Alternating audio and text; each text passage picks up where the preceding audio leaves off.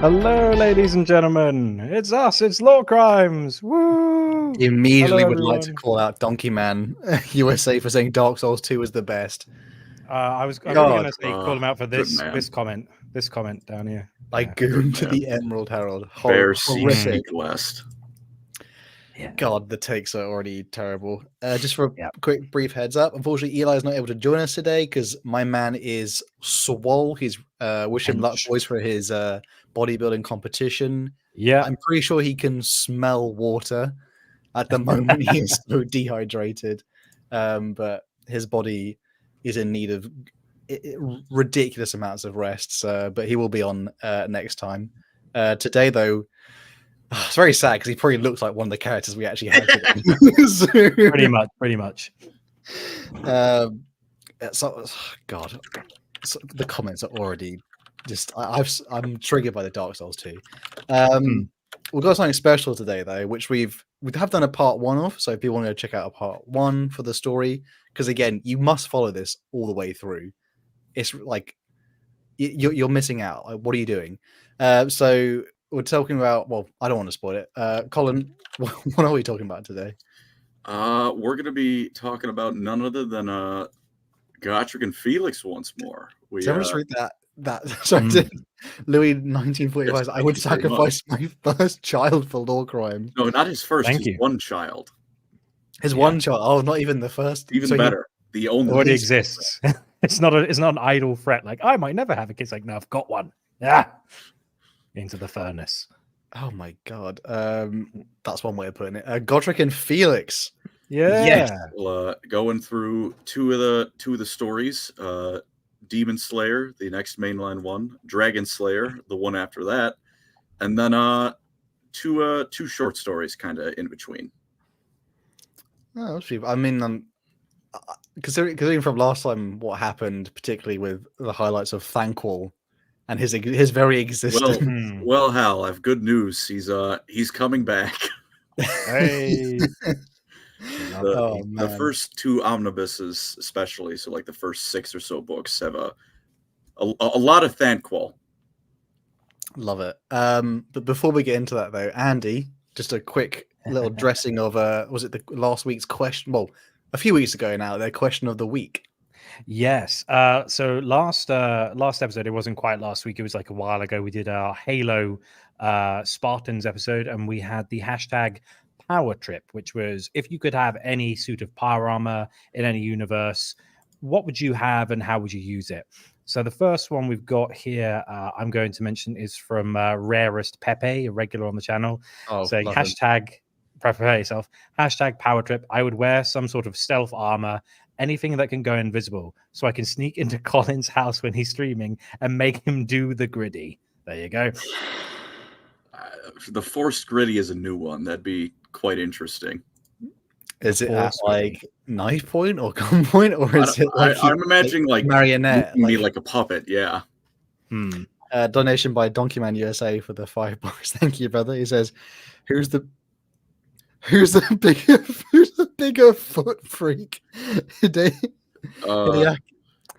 Tarantino, surely, or Quentin Tarantino?" I feel unfortunately, the real answer is Dan Schneider. Dan Schneider likes feet. That's the guy who ran Nickelodeon. Yes. Oh my god. He's a pool shaped like a foot. He looks like someone stepped on his face, to be fair.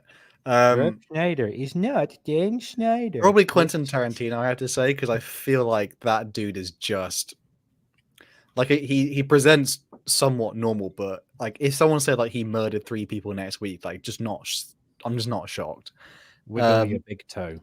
But for the next one of Power Trip, we've got one from Nerdcasting 40k who said, "My armor would be the nano suit from Crisis. I scream as loud as I can as I use the abilities of the suit. Maximum armor, maximum strength, maximum speed, cloak engaged, tactical mode, and nano vision activated." I liked Crisis. I only played the first couple, but I did enjoy it. Anyone play Crisis 3? I have it, but I've never played it. I'm afraid. I borrowed Crisis 2 on the PS3 from my mate, and I had no like context about like what game I was playing. But it was alright. It was cool. Yeah, it's all right. Yeah. Yeah, it was all right. And the last one is from our meme lord himself, DJ Beast, saying hell. hashtag power trip. I would wear the stealth suit Mark II from Fallout New Vegas because it makes me sneaky and gives me stim packs when I need it. And also, it's a talking lady Yep. who doesn't disappear when I take my medicine. That was the one I was thinking of. I mean, DJ thinking, Beast is our strongest. He's definitely a high priest in the Church of Boingob at this rate. So thank you, brother. Thank you. Appreciate that. But what's the question of the week this week, Hal? Oh yeah, before that, one more donation. Thank you, Angry Homunculus. He says, for the Demon Slayer section, we loop. I don't even what Grenga by Lisa. Colin, do you please tell me? I have a vague idea. I do Nope. You're a weeb is what you are. That's the Demon Slayer opening. Oh, okay. Just call it the Demon Slayer opening. Yeah. Thank you for the £5. Is this some anime we're not weeb enough to understand? Yeah, I haven't seen Demon Slayer is good though. The opening, I've never seen Demon Slayer, but the opening's fucking heat. You've not seen Demon Slayer? I don't see things. I don't watch things. I'm going to see when we're done here. I'm going to a friend to see Starship Troopers for the first time in my life. Ooh! Thank you, DJ Beast. It says the Sword Art Online fan calls someone a weeb. Wow! Never beating the Sword Art allegations. No. For next week, this current week's question of the week, just before we get into the juicy lore.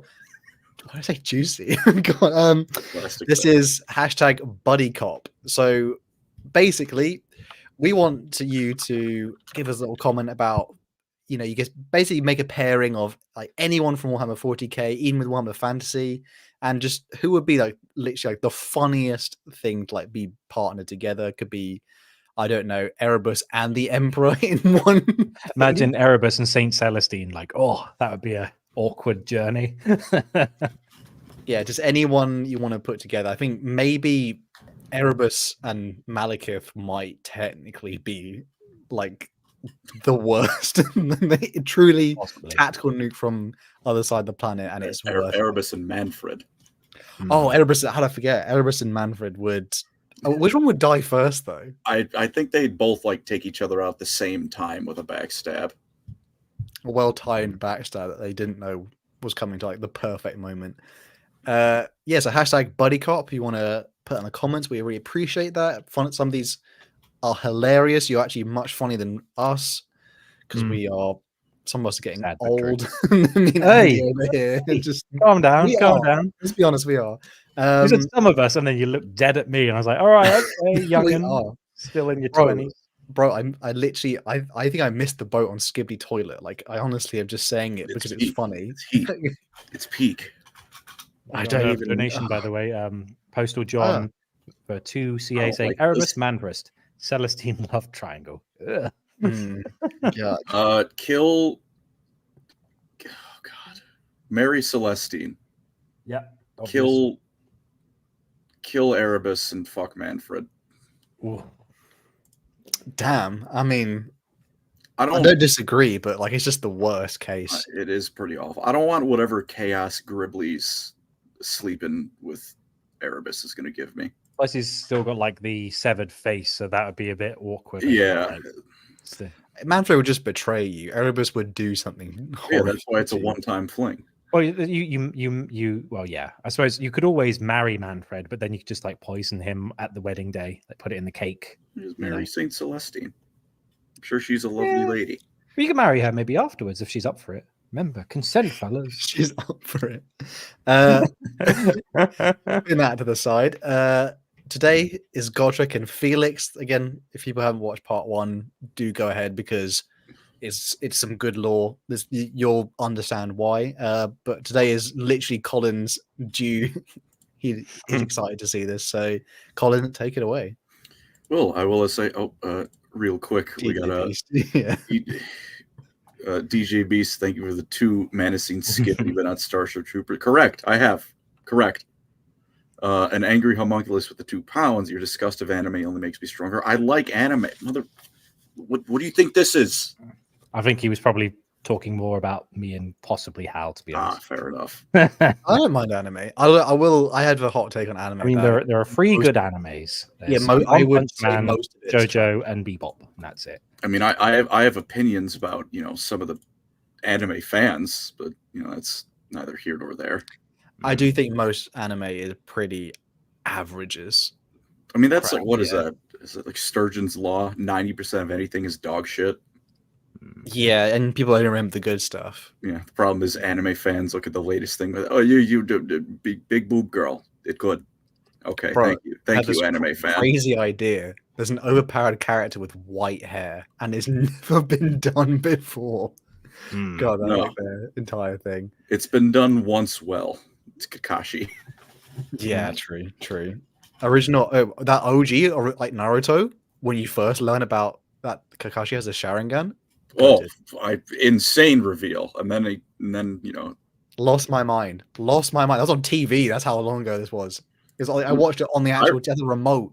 I remember Naruto Shippuden when it was on Disney, Disney XD. But away from this, it's Gotrek and Felix time. I will say, going forward, they might be a little bit shorter for each story. Not because there isn't, a bevy of lore, right? Like, they're still all roughly equal length, full page novels. It's just at a certain point, there's only so many ways you could describe, and then Gotrek kills them, right?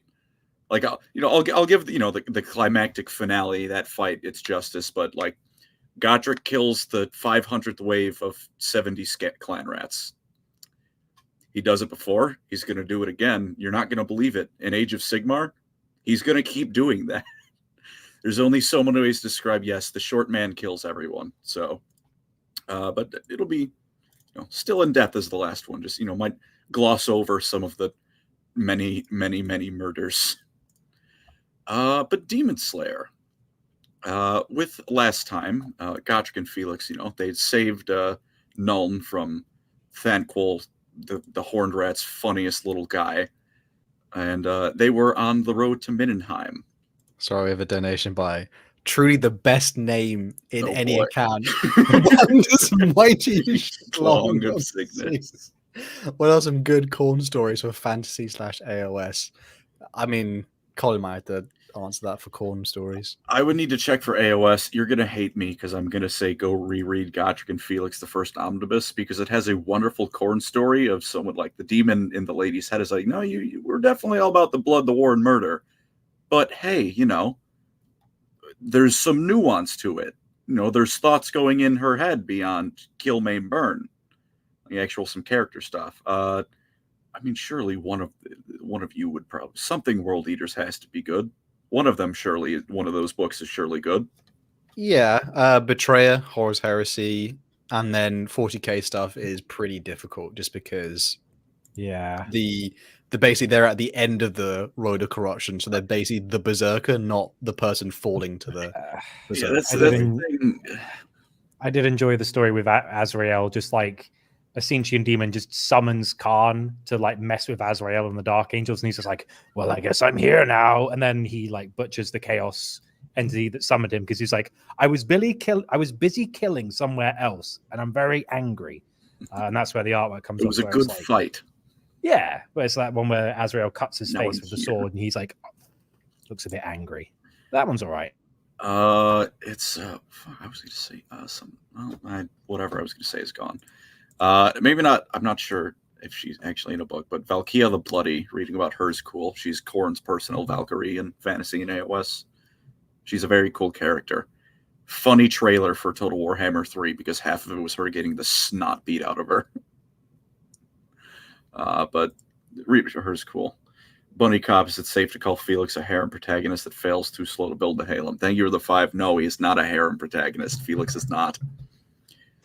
He's married to Gotrek in the truest sense. That's the relationship. Like, it's just like, what's the relationship? It's the person you always pick up the phone for. He's always talking. Yeah, they might as well be. But what he is right now is on the way to Mindenheim in an inn. And some God bless their souls. Some just random dickheads pick a fight with Gotrek, which goes as well as you would expect for random dickheads picking a fight with Gotrek. Felix barely keeps him from killing them outright. He limits himself to just breaking their bones. And the last guy, he has some level of narrative intelligence. He's like, I'm gonna leave. I'm gonna stop trying to fight this dwarf. And then he gets decked in the face by a dwarf that just showed up. None other than the best character to ever exist in Warhammer, Snorri Nosebiter. He's here, the Lord and Savior. Finally here. Crimson Glory does say for $5 says, who was the fancy version of Khan? We hope it'll be Snorri, but it's not. Alki the Bloody, I think, is probably the equivalent. Probably Vardek. I don't know. Vardek Kram is undivided. That's a good question. Asivar Colt. No, he's an Everchosen. I would have to think on that. I'm not sure if there's really a 1-to-1 for Karn. AOS needs to cook a little bit longer, I think, lore-wise. Yeah. It needs it'll be there one day, but it just needs to cook. There's a lot of good stuff now, but it's still cooking. It's only been out 10 years. Donkey Man USA does say Snorri wants more beer, young Snorri wants more beer. Oh man. Donkey Man, this is book 3. It's not depression time yet. Fuck off. Snorri. Snorri is an interesting Slayer. He doesn't have a crest like all of them. All Slayers dye their hair, their beard red. They put their hair shaved except for the top, which isn't a mohawk. Snorri's beard is red, but he doesn't have a mohawk. He has 3 nails driven into his brain painted red, and they might not actually be painted red. They might just be rusting, which is ow. He's also being charitable, not a very smart dwarf. He speaks in third person. Donkey Man said it. That's how he talks. Like, Snorri thinks we should do this. Snorri would like more beer. Snorri wants to kill those orcs. So he's reverse Yoda. Yeah. Although he does have some introspective moments in the second of the short stories we'll talk about probably between the 2 main books. There's a bit more going on in Snorri's mind than complete absence of brain activity. But this is his introduction. You got to lay the groundworks, and immediately what they do is Gotrek and Snorri get into a drinking contest. The moment they meet each other, Gotrek doesn't seem to want to talk to Snorri, but I think Felix even notes he just kind of brusquely talks to him and doesn't assault him, which is how Gotrek considers you a friend. He doesn't just That's a win in my book. Yeah, he just kind of deals with Snorri instead of beating him. I made you experience the sad and Slayer. That's my bad. No spoilers, unfortunately, for now. No spoilers yet. We're quite a ways out from that. Oh, Caleb Collins says, how well would Felix do in 40k if he somehow became a perpetual? Also, Snorri is best boy. He was born that stupid. The nails only affected memory. No. There's, again, no spoilers. We get flashbacks of Snorri before he was a Slayer. Later on, he still talks like that. As the answer in the Felix question, Felix probably wouldn't do that well because people who are perpetuals, they just need to be smart, not necessarily like charming or kind of brave at certain points. That's how they generally stay under the radar. And most of them are, like, spoiler, most of them are dead. So, like, they ended up in some way, just they end up knowing the Emperor, and that's just not worth it. Felix would probably hitch a ride with Caiaphas Cain. They'd be fellows and wanting to avoid this crap. More tea, sir, from Jurgen. Jurgen would probably be jealous of the fact that Caiaphas is hanging out with someone.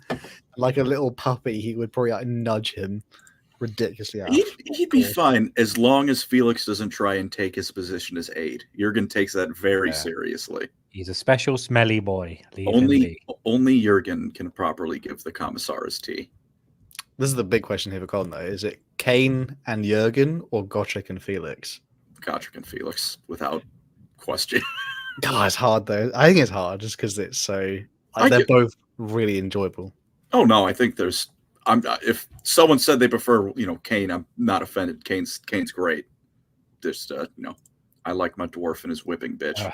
I mean, could you imagine the shenanigans if you swapped Felix and Jurgen? So it was Jurgen and Gotrek and Kane and Felix. that would be weird, like a weird multiverse thing. Gotrek. Who's this smelly man with a beard? Said Gotrek. So, I'm not smelly. I've got a flame. Not flame. He'd probably be happy enough, if only because Melta weapons are strong and Gotrek likes killing. Yeah. Crimson Glory says avoiding combat disgusting. My man true. Is truly the blood god's strongest ally. Indeed. But along with good old Snorri, who, just for future reference, another thing him and Gotrek like to get into is headbutting contests. He's a real sharp knife, that guy. There's a second dwarf who is young by dwarf standards, and that I think he was only like 80 or something when he shows up, or maybe like 40. He's not young, but by dwarf standard he is. Named Varric Varrigsson. They were summoned, both of them, to go meet Gotrek. Since Gotrek and Snorri just start pounding back ale immediately, Varric talks to Felix, but is like, we got my uncle, whose name is Boric Forkbeard. That's his name. Leave him be. Beastman from Sweden gives us 20 SEK. Says Snorri wants a bucket of vodka, young Colin. Thank you, brothers. Truly, we will drink to Snorri tonight. Indeed. But Boric tells Felix and Gotrek when they're finally done that his uncle Boric, he's summoning them to their isolated little base known as the Lonely Tower, because Boric is trying to get an expedition into the Chaos Wastes going, which, for reference, that holds the same weight as an expedition into the Eye of Terror. So Felix isn't the biggest fan of this, but he's bound by oath to follow Gotrek, and Varric and Snorri managed to convince Gotrek to at least hear him out. So Gotrek agrees, and Felix is forced with him. And on the way, they talk about what the Lonely Tower is. It's an old mine they turned into a little camp, although little camp is certainly one way to put it. We'll talk about that in a bit. They mention how, this surely isn't something coming back up in the narrative, that you had to drive some Skaven out of the place. It was an old mine that had Skaven in it. They had to drive them out. That's purely coincidence. The fact that when they make camp at night, they're attacked by Skaven scouts that Gotrek and Snorri have to fight off. Surely also a coincidence. None of these things could be related. They get to the Lonely Tower, and what the dwarfs call a nice isolated little camp, Felix discovers is a massive hub of industry. And this is one of those moments I find it really cool, because it shows you, like, goddamn, those dwarfs have some stuff. They've got trains, they've got airships, they've got all sorts of stuff. Like stuff that's like the Empire is pretty firmly in like 15th, 16th century technology. Like they got some guns in places like Null and Altdorf. They're like, it's maybe early like 19th, like very beginning 1800s Industrial Revolution. Dwarfs are like early 1900s. Like they can fly, they've got oil, they've got trains and tracks, and they've got movies. I don't think they quite have movies yet, but that'd be great if they did, though. If they put their minds towards it, they could absolutely make like film reel with their technology. Every movie is just like, I went to this place on the surface that bought a beer. It was really good. The end. And it's just all beer, just drinking beer. It's just living their steampunk life. It's from the Infinite Divine, the 10-year-long Necron play. Oh, it's like that, but it's just 10 years of straight complaining about how old things are better than new things. Was it like a decades-long court hearing, wasn't it? Oh yeah, they said like the Necron overseeing was like, "Thank you all for coming together on such short notice. It took like 10 years to get it together." I love it. So it implies that someone just stand there for like 3 years or something, being like, and then they're just waiting. I mean, they're robots. They don't gotta they don't gotta do anything. They got nowhere to be. God. They can. I mean, hey, they can go into like screensaver mode. But yeah, the Lonely Tower is a massive industrial hub, and even Felix is saying like, this is a. I never really appreciate dwarf technology and how far they are ahead of humanity until I see shit like this. But while that's happening, they're coming. They're going to meet Boric, all that stuff. Below the Lonely Tower, good old Thantquil is back. He after he failed to conquer Nuln, he took what was left of his forces and he went to investigate this because he too heard, oh, there was some Skaven, there was some dwarfs that drove us out of these mines. I wonder what's going on here. Incoming backup, by the way. Speaking of Boingob, if anyone was thinking about it, he says, "I can't wait for Gotrek to meet Boingob in AOS. Will definitely happen for sure. In fact, I think he will be joining the party for sure." Oh yeah, we can only hope. It's the team up we deserve. It's a buddy cop. That's no more Gotrek and Felix. Gotrek and Boingob. It's actually heard it here first. Boingob is actually going to be his mount. He's going to go fight Teclis on it. It makes or even Arche on the Everchosen, just like, and then he's just there like, come on then. You think you're hard enough? Look coherent because Boingob just yells the entire time. But when Thackwell found out, about the Lonely Tower, he's like, oh, that's a lot of good dwarf technology. If I can take this will be his next plan to rise to unlimited power and fame and everything in Skavendom, because he's a very one-track mind, that rat. Good guy. And sure enough, not long after Gotrek and Felix get there, Skaven invade. There's this it's just kind of a sad passage. Like, it's like 3 pages. It's like a mini chapter where there's this dwarf who notices all like the gutter runners going in, like all the Skaven forces. And he sits there and for a moment he's like, if I sound the alarm, I'm going to die. Like, they're going to send like poison wind, like they're going to poison him inside his little scout bunker. And then he just blows it. And then like the passage end, like he blows the alarm and at the passage end is just the poison starts creeping in. And it's like, well, that's incredibly brutal. Damn. Yeah. As for, Gotrek and Felix, though, they start fighting off the Skaven. It's there's a decent amount of guards, but this is mostly supposed to be a relatively hush-hush engineering outpost. So there's not too many guards. It's mostly the engineers who just pick up their weapons and tools and fight off the rats. Thackwell is we're up to Bone Ripper 2 now. Sends it to kill Felix, which Varric is driving a cart and Felix is hanging in the back of it. And it's a car chase, except the car is Varric and Felix in a cart, and the other car is a rat ogre chasing after them.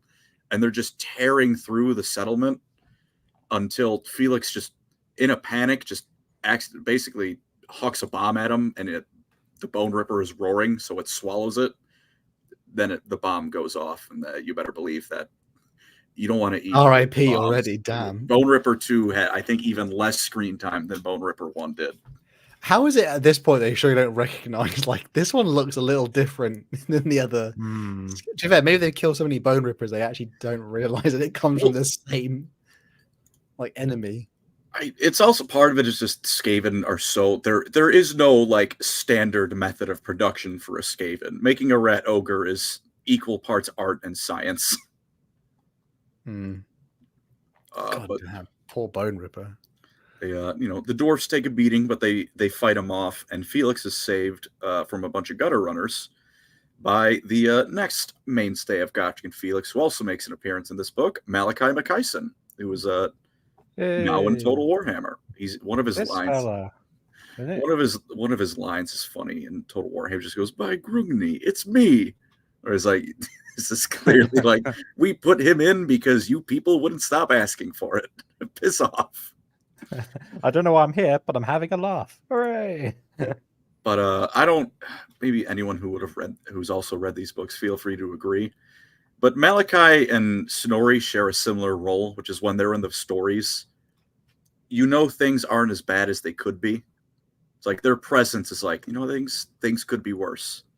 They're very, especially for dwarfs, they're very cheerful, upbeat people. Snorri's probably the happiest person you've ever seen in a Warhammer book. Just period. I don't think any book I've read, anyone has ever just been as happy-go-lucky as this guy. More than an Ogren? Or... Honestly, I would say more than an Ogren. Fair enough. He's reading his dial. He's just happy to be around. And that guy, like that one Ogren who counted to 3 once, is just on cloud 9. Oh, Ricky Chapman for $10. He says, "We remember we did Warhammer Isekai TTRPG game for both 40k and fantasy. Discovered horrible ways to die in both. One of to those. typhus. In brackets, we say more. And a demon prince axe. Good times." Yeah, you don't want to die to either of those. Probably typhus more so. He smells. Yeah. Yeah. So they meet. They've met Malachi. He's also a Slayer, although his oath is not technically different, but he's going it out about a different way. His oath came from the fact he's a radical dwarf engineer, and by radical I mean something will only have been in the blueprint stages for 20 years instead of 2,000 before he makes a prototype of it. Crazy. Wow. This is what liberals want for us. It's these dwarves and the avocado toast. Yeah. So one of his weapons kind of blew up, and that was a problem. And then he made an ironclad. Kinda. Yeah. And then he made an ironclad named the Unsinkable. You're not going to believe what happened to it. I feel like a very Titanic moment coming along. Yeah. And then it sank. So he was made to take the Slayer oath. Except all that did was make him even more reckless with his engineering, because he's like, well, I'm sure one of these projects I'm working on is going to kill me. I'm just going to keep working on them, and now I've got a mohawk. So he's a interesting Slayer. He also talks with a Scottish accent. Except funny cop here says Malachi's very speaking presence in the audiobooks makes things a good time. My God, that accent and dialect. See, the thing is, I can understand him with no problems in the game or an audiobook. Reading his accent, good luck. Because well beyond me sometimes. There were a couple times I just kept going like, I don't know what he said. I'm out.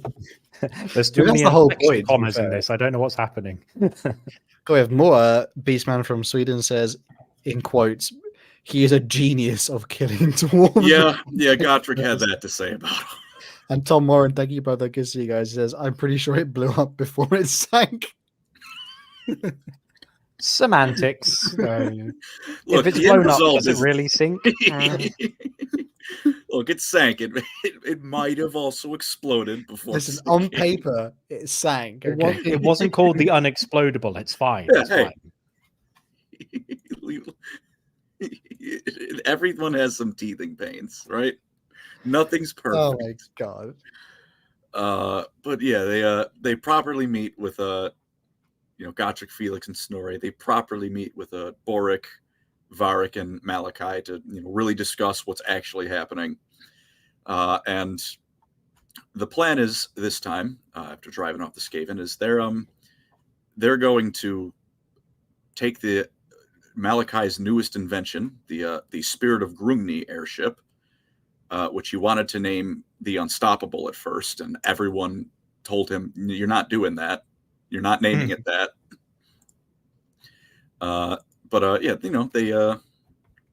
They're taking that, and they're going to go to the Chaos Wastes to find the lost city of Carrig Doom. In Dwarf, that is, it's D-U-M. It's pronounced Doom, and it means Doom. Not my first name. Not to be confused with Kazakh Doom from Lord of the Rings. Yeah. It's completely different. Completely different name. Not even that different of a name. Not where I would choose to live, but it is what it is. And they're looking for two things. They're looking for the Hammer of Fate and the Rune Master's Axe. One of those is a bit more important. The hammer. I'll just spoil it. We'll get to that later, though. New donation by Gammoth Draws, $10. Says, great luck that I came into the stream when you were talking about Thankwall whilst I was building the new Skaven. Hell yeah. Love the channel. Also, still waiting on the Vlad video, Colleen. I'll get to it. He's in the eventually pile. I've been begging for vampire counts for ages, so we'll get there. We'll get to him. But yeah, this is the plan. Gotrek, not a big fan of this at first, because you get a little bit of insight into his backstory. This isn't Gotrek's first time on an expedition to the Chaos Wastes, but they do eventually convince him, and yeah, they agree to go. And Felix, again, forced to go, bound by oath. There is a cool moment with Felix, though, that kind of, like I was saying a bit with Snorri, shows like, hey, Gotrek does a little bit care about Felix. Because when they go there, Boric is like, hey, that's a human. That's a manling. What's he doing here? And Gotrek's like, he's dwarf friend. He's allowed to be here.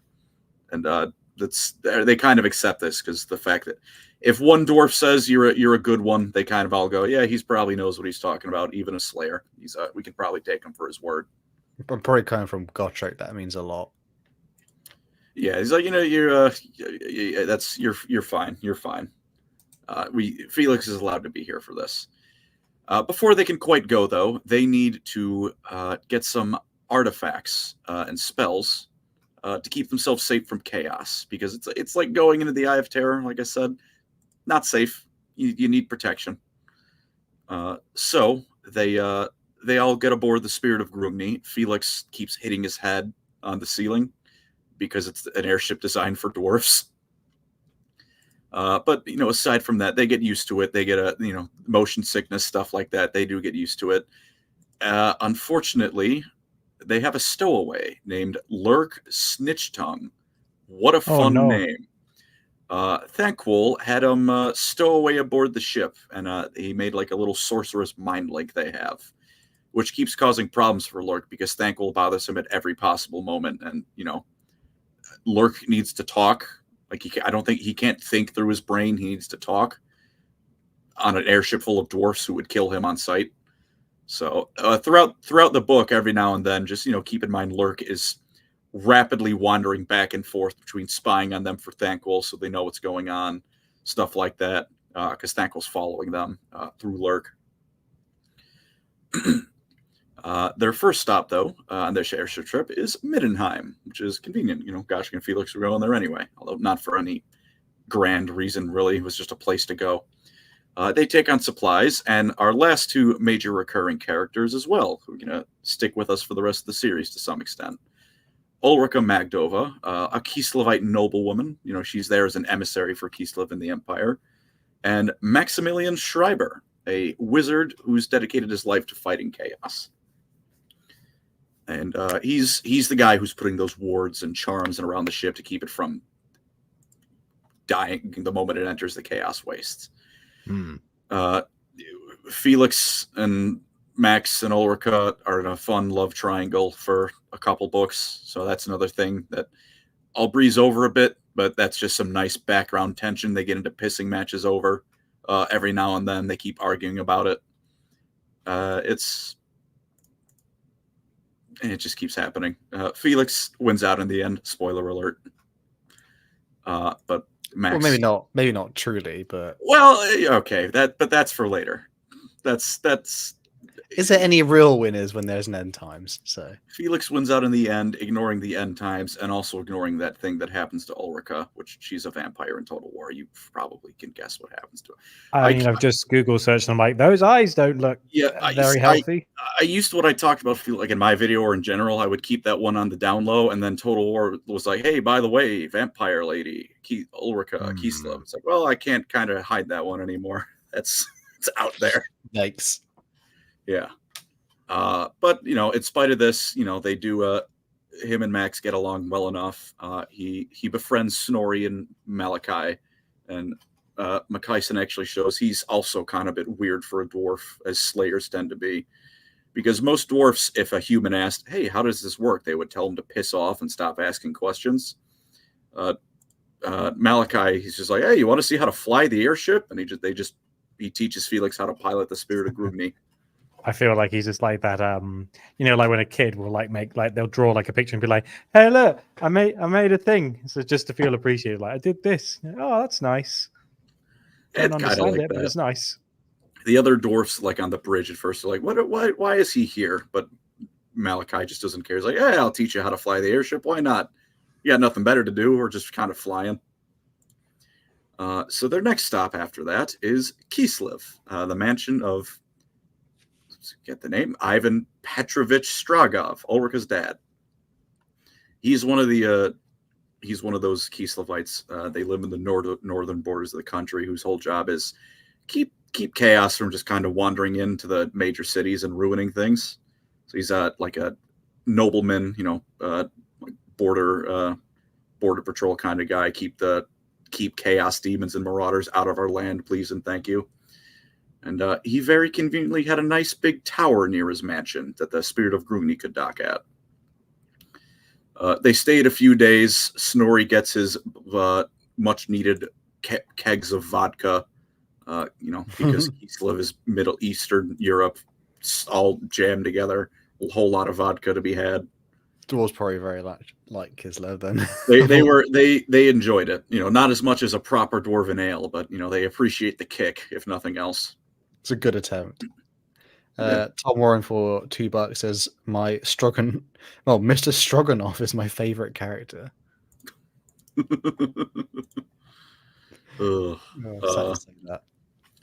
I have him as notes because I feel pressed too, but it's not of what it's Felix and Ulrika sleep together. Good. It's thank you, Felix, for sleeping with every woman in sight. Person who breathes. You are a woman, and breathe. And quite frankly, with Ulrika later on, sometimes he's just like, oh yeah, let's go. Sometimes the breathing is optional once Ulrika becomes a vampire. Okay, for a second that had me in the first half. No, it's not quite like that. Is it technically what's wrong with sleep with dead people? Is it technically that? Yeah, is it technically that? I would say no, but I'm also I can't say I've ever slept with a vampire, so I'm not an expert. Yeah, I feel like if they're undead, it's like a loophole, I would assume. Yeah, so they're still sentient. They have a personality. I Just didn't no dig them up. pulse. It's fine. Yeah. But with that, they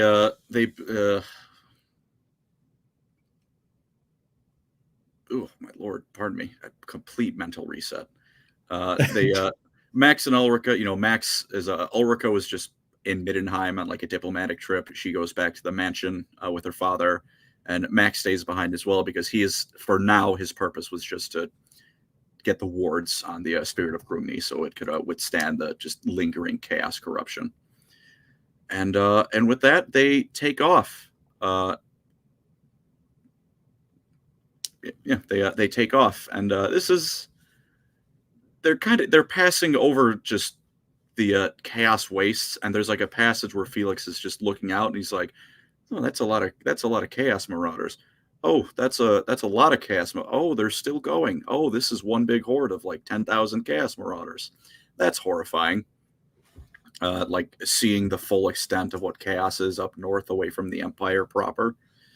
And at one point, they get into a warp storm, which forces the crew to halt so they can repair the ship.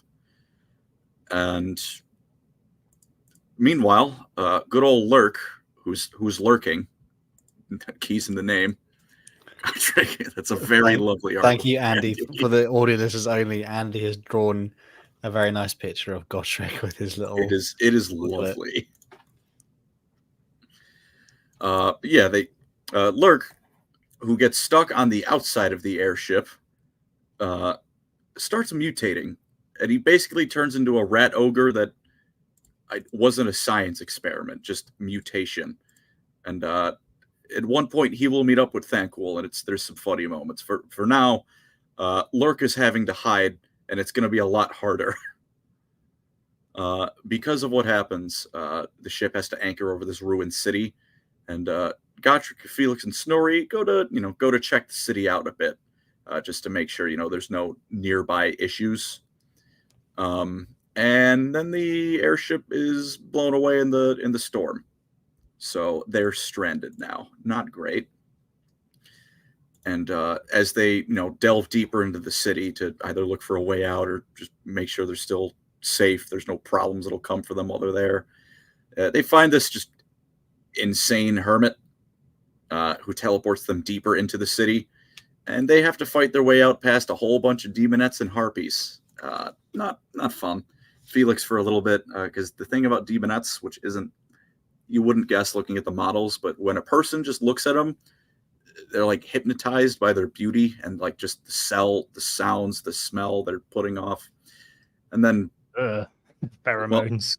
Pheromones. Of course, then Gotrek and Snorri put axe to face, and then Felix kind of snaps out of it real quick. They managed to fight their way outside, which then they're greeted by a massive army of beastmen. Which thankfully, at this moment, the spirit of Grumni returns, just starts firing into all the beastmen. They're like, get on the fucking ship! They drop the ladder. They do the Mission Impossible, grab the ladder rung, climb up. It's very harrowing in the moment. Well, maybe not that harrowing because it's like only 2/3 of the way through the book. Sorry, someone said maybe Joey Diaz demonettes. Don't say that. That's a hell of a vision, man. Joe Rogan or something. Listen, stop it. I was going through the plains of demon. These cocksuckers are coming up to me, and I'm like, get out of here. I'm a demonette.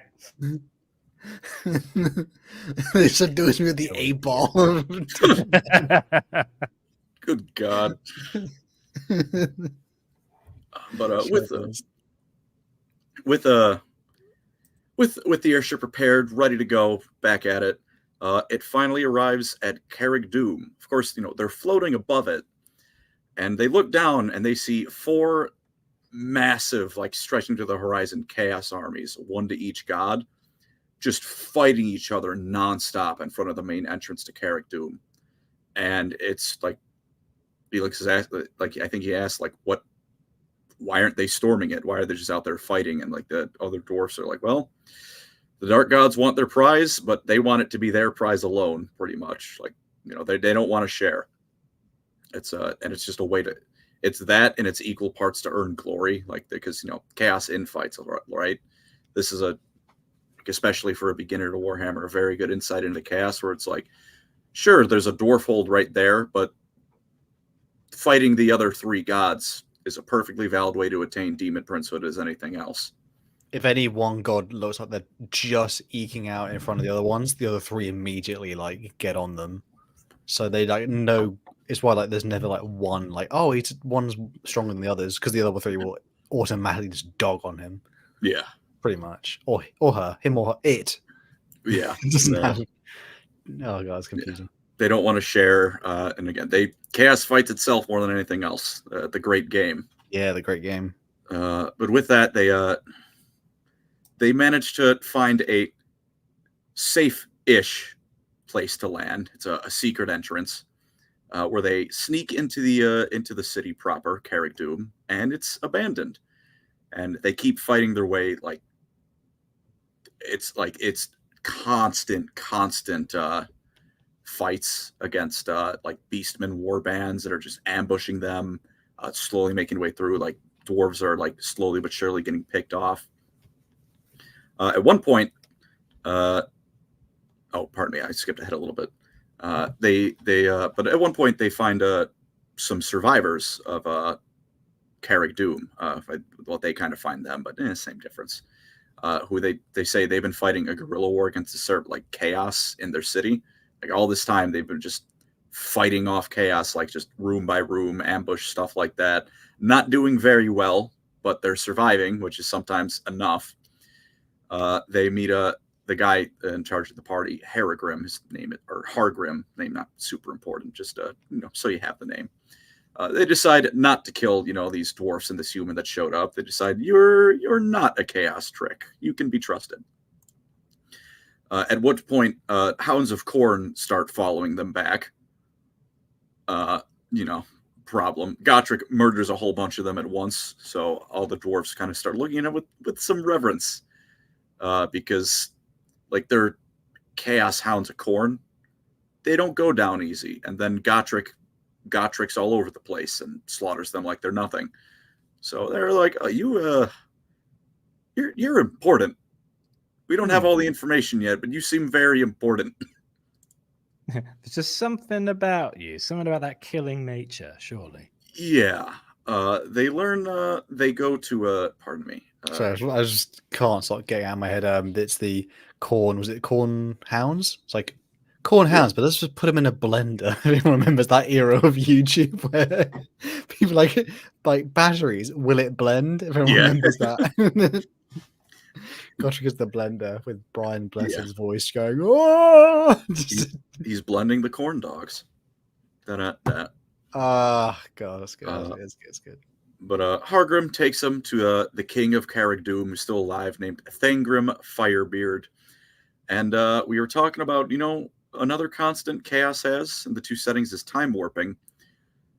200 years had passed in the outside world since Carrick-Doom fell. For these guys inside, it's been 6 months. And that shocks, Gotrek Felix, that crew. The dwarves inside are infinitely more shocked because, like, what do you mean? What do you mean it's been 200 years? It's been 6 months. I have a calendar right here. Or more accurately, I've been drinking 1 cask of ale a day. That's 200 casks. That's this many days. Yeah, it's like there's no way it's been 200 years. And some stuff kind of starts happening one after the other about Gotrek in particular. They learn from Mr. Firebeard that Gotrek's axe is that Rune Master axe, taken from the city just before it fell, and discovered by Gotrek in a cave after he got separated on that first expedition he went on. So, and that's not the last important thing to come about Gotrek's axe, but for this story, it also has a prophecy stating that when it returns to Carrick-Doom, there's a creature that's just wreaking havoc on the people in the city, will die. The creature in question, we soon find out, is a bloodthirster. The book is named Demon Slayer for a reason. A bloodthirster has been picking them off at its leisure, basically, just for fun. And the bloodthirster had his own prophecy, which might sound weird for Khorne, except it's not really much of a prophecy. It's more of just a threat. He's like, I'm going to eat your heart to the King Firebeard. Solid plan. And also, not being funny, for a Khorne 8 worshipper, like, that's a pretty reliable prophecy. It's like, you say, oh, yeah, easy, no problem. It's like Goodfellas. This is literally the plot of Goodfellas. It's like, I like this kid. I like this kid. Eh? He lies to the police. Khorne He's sitting honest. on like, you think I'm funny? You think I'm funny? What makes me funny? Straight to the point. Straight to the point. Did either of you see that? You guys ever watch like Death Battle? Yeah. Did you see the Homelander versus Omni-Man one? I haven't. No. I mean, I've watched it on. I've just been watching Mortal Kombat and fair enough stuff. I just because there was a line where in like that where Omni-Man's like, I'm going to make you eat your own heart. Sure enough. But for this, King Firebeard, some scouts report that hey, the bloodthirster's coming. He's that prophecy is about to come true one way or another, and with an army of beastmen, just for good measure. Everyone gets ready for the fight. Sure enough, the beastmen and the bloodthirster enter the throne room, while most of the cast is dealing with all the beastmen. Good old Firebeard, he's got King Thangrim, he's got the Hammer of Fate. He's going after the bloodthirster. He's not quite enough because a bloodthirster is a bloodthirster, and they're very good at violence. And sure enough, he rips out his heart and eats it as he's dying in front of him. Yeah, like a big jelly baby. Yeah, what you get? Not much of a prophecy, just a threat. But bright side, Well, I said we're not quite at the bright side. We have a couple more people get the hell kicked out of him before we get to the bright side. I've done one more drawing of Malachi. Would you like to see him? I would very much like to see him. That is wonderful. That is He's got quite. little is legs and little art. arms. There we go. I It's took a quite lot of Rick work and on the Morty. little Yes. goggles. Yeah. Donkey Man USA Felix. It's also a hammer. Thank you, brother. It's you say that. Well, almost. The Bloodthirster. Snorri takes a hit with an axe. He's not killed, but he's pretty badly wounded, and he's out of the fight. Gotrek steps up to the Bloodthirster, and the Bloodthirster is winning. Gotrek's doing good. He's Gotrek, but the Bloodthirster's winning, and he's about to strike Gotrek down and cut this book series about 15 books short. And this is, I like this moment a lot where Felix, like, he's trying to lift the hammer. It's like Mjolnir, but it's like, only a dwarf can wield it, and even only a worthy dwarf. And Felix is, he picks it up and he's just trying to pick it up, and he's just praying to literally every god. He's like Sigmar, Grugni, Grimnir. I don't give a shit. Someone help me. Corn, someone. I don't care. Any of them. And but hey, that fervent batch of prayer was enough because he's able to wield it and just throws it at the Bloodthirster and just beams it in the chest, which gave Gotrek just enough of an opening to get in and kill with his axe. Bloodthirster's banished, not before telling Gotrek he'll see him again later.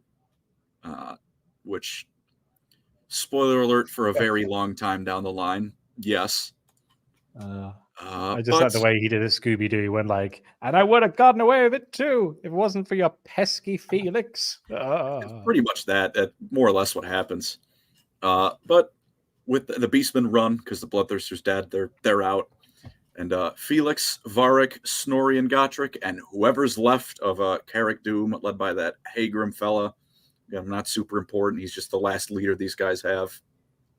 They board back the Spirit of Grungni and leave the wastes. It's pretty bad losses, but they got the hammer back.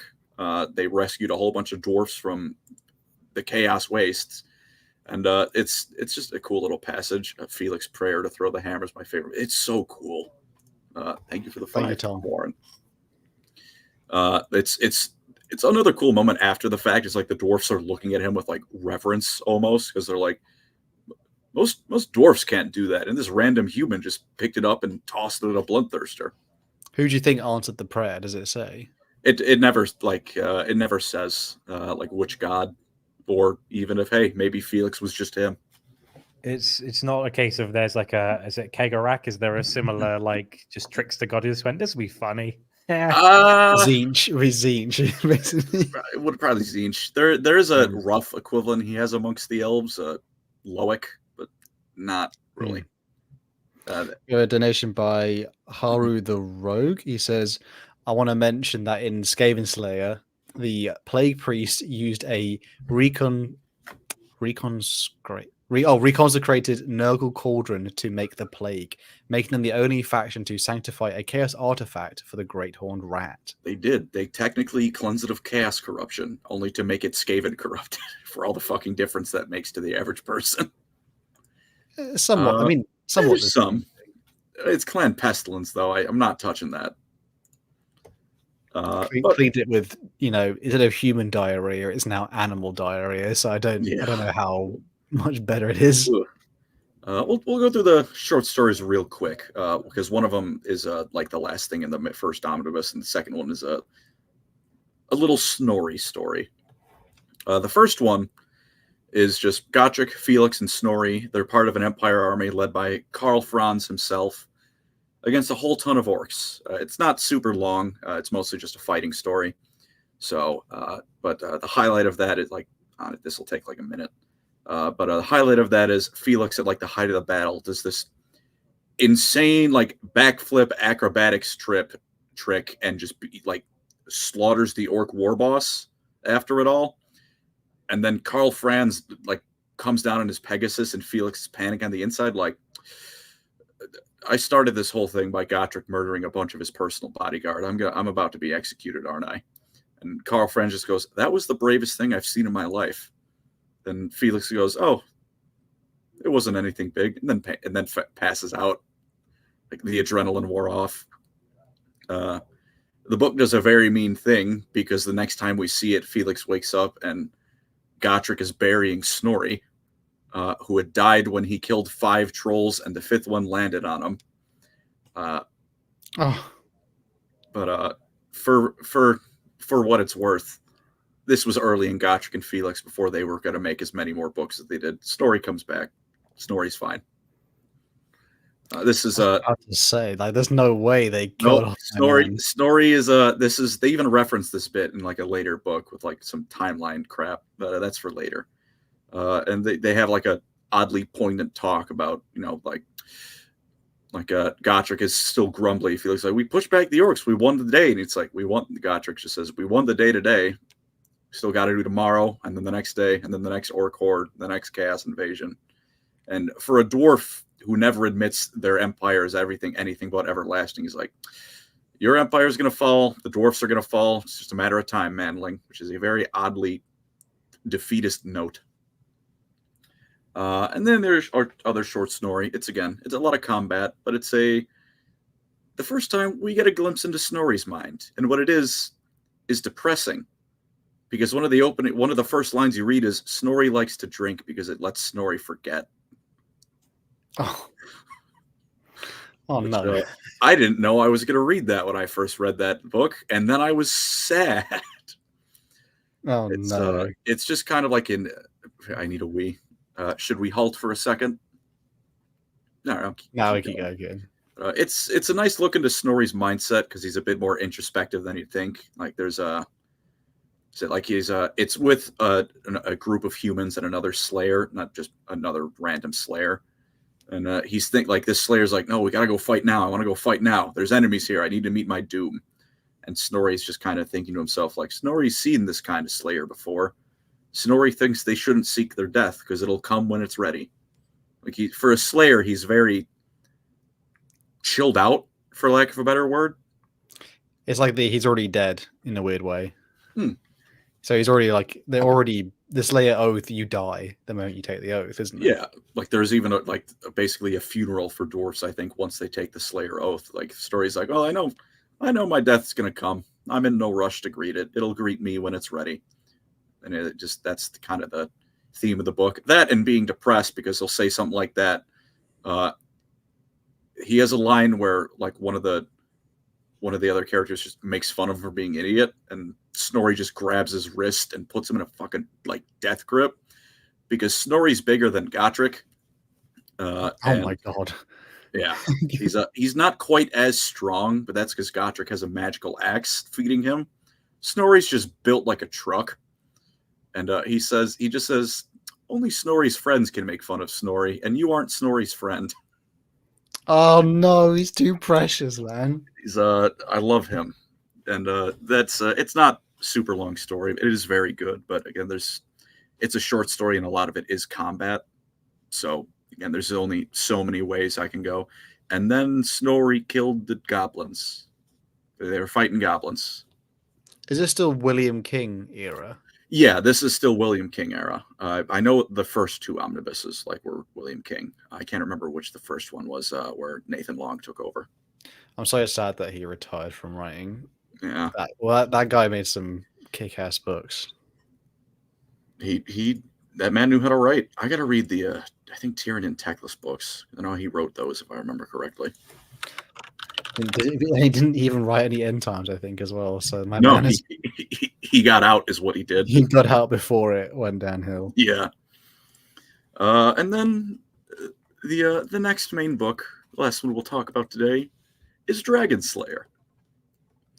As you've probably noticed by now, the theming of these books is whatever Gotrek is killing today. Although, I'll give you all a slight spoiler. Gotrek doesn't kill this one. I was going to say that's like a jump. Like I'm assuming, like most fantasy settings, dragons are like arguably the hardest thing to kill, or quite up there. It's weird because like Demon Slayer is a higher rank of Slayer than Dragon Slayer, because like the point is you start as a troll slayer. Like you're a Slayer. If you can't kill a troll, you're a troll slayer now. Go fight a giant. That doesn't do you in. You go find a dragon slayer. Demon slayer is like the last step. It's just the thing that always gets me is like a dragon is definitely stronger than just like a bloodletter. Well, I was going to say they must be rarer, surely, because demons are invading all the bloody time. That's Surely. part of it too. Although it's also it's like Warhammer writing. It's like, you know, when like the lore says like, right, battleships in 40K, right? No one has a battleship. Andy looks like he's in It was warm. I had to take the hood off, so now I thought I'll put on my my cap. Ooh, that's a nice cap. My favorite part of Warhammer fantasy lore is like before the end times, most of the time there aren't as many dragons because the dragons are all sleeping. The high elves can't get them to wake up. It's only Kalidor Dragon Tamer, most arrogant bastard alive, can do it without killing himself. Anglican Monkler says, didn't William King write some Space Wars books? Yeah, he wrote the actual good Space Wars books, the Ragnar Blackmane book, which to be fair, makes them kind of quite legit. It does it. It explains away. What? Sorry, is it Wolfblade and the original Space Wolf, or what? Like the old ones that are quite. They have like the retro art style on the cover because they've only just recently put them on Audible, and I'm like, yeah, might be. I just know like if anyone is a fan of fantasy stuff, I've said it quite a few times. The first Space Wars book he wrote is essentially a fantasy book until the very like last like section. Essentially, it is literally a fantasy book. There's no guns, there's no nothing until the very end of it, and then it kind of ramps up. So if you do enjoy fantasy, you're going to get a nice transition in that novel series. I just read through my notes on what's coming in this book. Oh, this is the funniest fucking moment in a whole lot of books.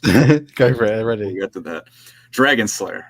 It starts a couple of days after Demon Slayer. Like they're on their way back to Ivan Strogov's mansion. And they pass over a massive army of Chaos Marauders. That thing from last book is kind of coming back, marching directly towards the Empire in Kislev. Like, we got to tell someone about this because that's a lot of Chaos Marauders. We don't have enough bombs on this airship to deal with that. Which they do that quite frequently. The Spirit of Grugni is armed to the teeth with cannons and whatnot. Not enough for that many Chaos Marauders. So they're on their way south. They reach Ivan Strogov's manor. Unfortunately, it has been captured by Clan Molderskaven, led by our buddy, our pal Thanquol. He's back. In exchange, he negotiated some support with Mulder because he's capturing the Spirit of Grugni. Lurk is still on there after all this time. He's getting that. He's getting that thing. He's taking revenge on the dwarf and the human. Been flapping in the wind aggressively for an entire expedition. No, he has. In fact, I don't think he actually gets back in the airship. I think he was just been holding on top of it this whole time. Jesus. Which he's ripped as hell now. He's basically a Skaven jumped up to a rat ogre with its intelligence. He's a Skaven. He's not that smart, but he's not a dumb rat ogre. But Thanquol, he's ready to capture them. And he's got Ivan, Ulrika, and Max Schreiber imprisoned after there was a battle. Of course, they went down fighting, but he didn't kill them. He captured them because Clan Mulder loves their slaves. Unfortunately, Thanquol's ambush on the Spirit of Grugni doesn't go off because he's interrogating Ulrika, and while she's doing that, she kicks him in the balls. And his cry of pain is mistaken as the attack signal. So the Skaven rushed the Spirit of Grugni well before it's docked. So wars, but no one's disembarked yet, except for Gotrek, Felix, and Snorri, who are all expert warriors. So they start fighting. The Spirit of Grugni just starts blasting into the crowd of rats.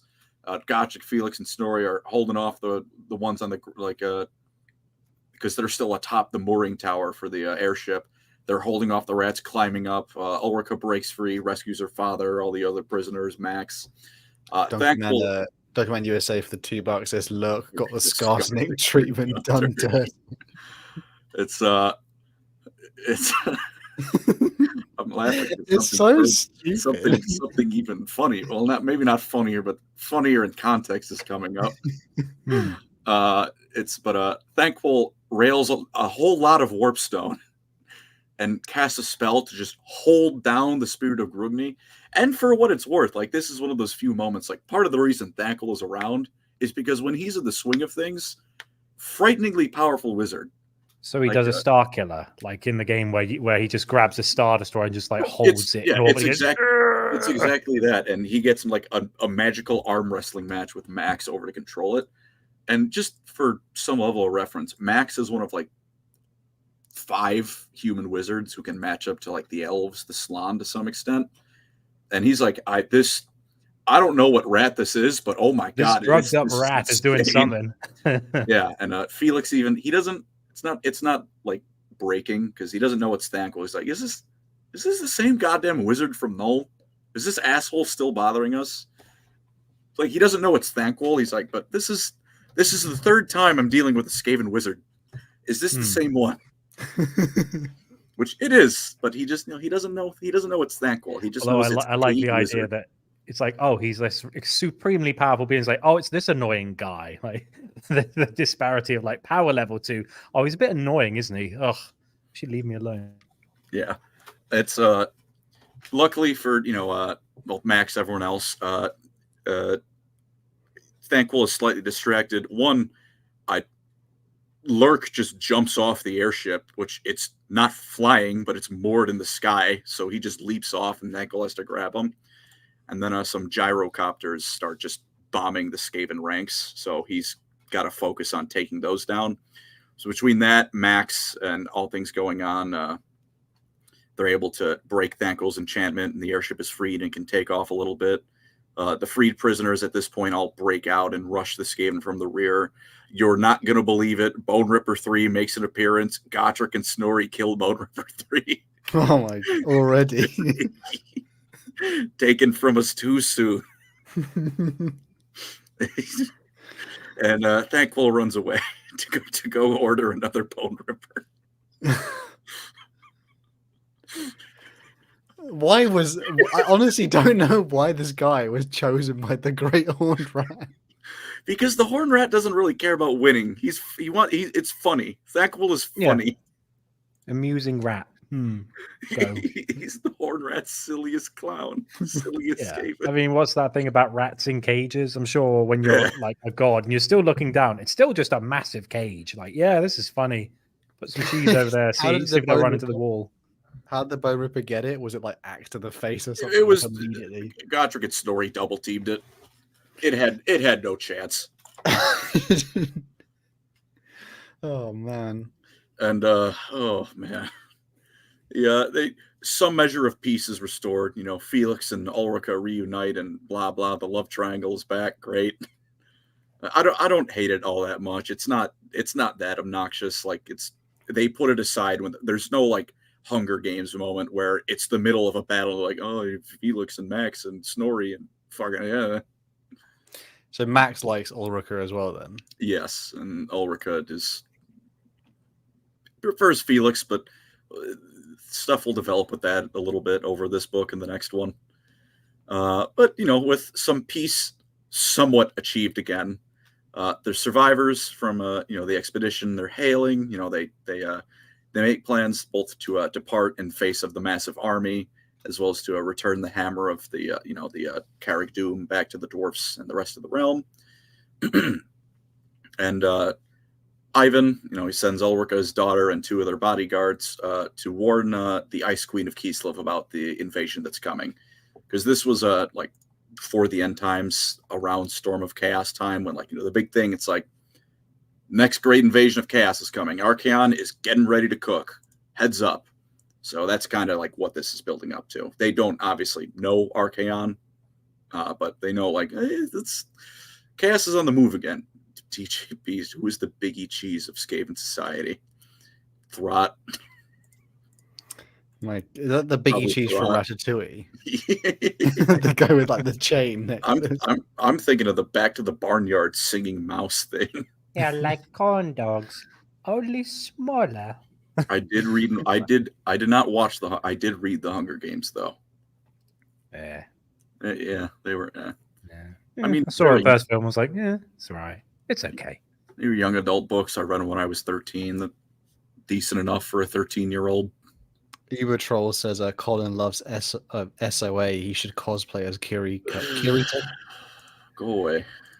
That is a diabolical like looking. You want diabolical? Hang on, Uber Trolls. Picture of look at the picture of his profile. That's diabolical. Oh God. Yeah. Bruh. Good Lord. Get this degenerate anime stuff out of here. Shoo. Thanks for watching. Shoo. Oh, Aria says End Times is mentioned. Day is now officially ruined. I'm sorry. Although you can go check out Colin's video about how if the End Times, weren't to happen. So I thoroughly enjoyed that. Oh, I'm glad you liked it. I got to cook a little bit. That was fun. Maybe they might implement it one day. I can dream, but no way. Pain. I think they've said for the End Times is still explicitly canon. So, well, that sucks. I haven't heard a single bit of news about this new setting in the Three Emperors time. No, it's upsetting because it's selling well, and I've been to my local GW lately. They say every Saturday there's a bunch of people playing Old World. It's performing well. They just were what if we don't support it? I just don't think GW are ready, or were ready, or even are ready. It's quite because again, it's as much as people. We are a little bit spoiled in terms of how much we get models out for our little war game, but in terms of an actual, I'm sure behind the scenes, so it's a mammoth task to actually get it out. And I do wish they had maybe now with particularly Space Marine 2 coming out, they've basically worked out a game can completely ignite a new level of interest. So they maybe learned the lesson. So if there's another Warhammer Fantasy game in the future, that's going to be really big. Hopefully they'll actually be we actually need to get the product ready way before it's before it's time in the sun, rather than it's closing time in the sun, sunset. Who knows? Bunny Cop donated $2, by the way, saying reject Sword Art Online original, embrace the abridged Kirito. I can don't live know with what any of that means. It's a bridge series they made for it. Abridged Dragon Ball Z is still my friends. Shout out to my mates who literally will still cackle with laughter at the abridged Dragon Ball. Good man. Yeah, they genuinely used to watch that instead of actual Dragon Ball at some point. All right, now I have problems with that one. Some of it's some of it has not aged as well. Admit. I mean, nothing's perfect. Nah. Where was I? Invasion, right? Warren Kislev lady. They also Max joins them as well because he's got to get back. He's got to get back to Middenheim. And while they're heading south, there's another Mr. President. There's been a second storm from the Chaos Wastes, and they're blown off course into the World's Edge Mountains, where they get hit with a bit of a 1-2. Where speaking of the Titanic, they scrape against the mountainside, and then they're attacked by a Chaos Dragon named Skjalander. Skjalandir. Skjalander? Skjalander? Skjaland, yes. Skjalander? Skjal. I'm going to call him Skull. Skull. Mr. Lander. Greg. Who owns Greg's. Yeah. For those of you, if you remember from last time or just reading the books, you'll remember Felix's sword was what is it? It was a sacred artifact of an order of Imperial Knights. Which so it's a good quality sword. It's never dulled. It's got very faint enchantments, not super obvious. Nothing like Gotrek's axe. Caragul, yeah. Yeah.